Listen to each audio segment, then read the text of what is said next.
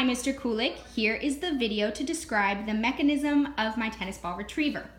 So, I started with the 4 feet by 2 feet home base, and I cut out an insert in the center of the home base, and using that insert in the home base and the pipes, they acted as the track, so the tennis ball would end up back in the home base.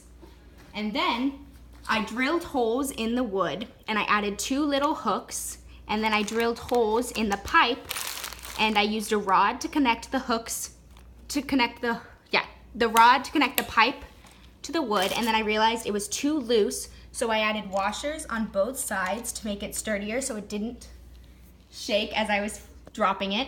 And then if you lift it up, you will see that I had to cut out an insert in both the wood and the pipe so that when I dropped it, it would land flush on the ground.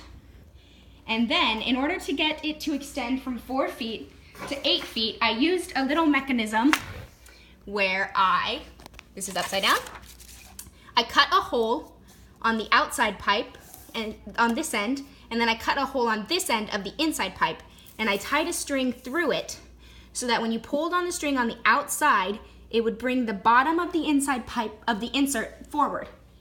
And then, in order to stop the insert from flying out of this larger pipe, I had to add in a little cap on this end of the pipe. And then on the inside of the larger pipe, there is a smaller insert of another pipe, so that when the cap on the insert hits this thicker pipe right here at the end, it does not fly out.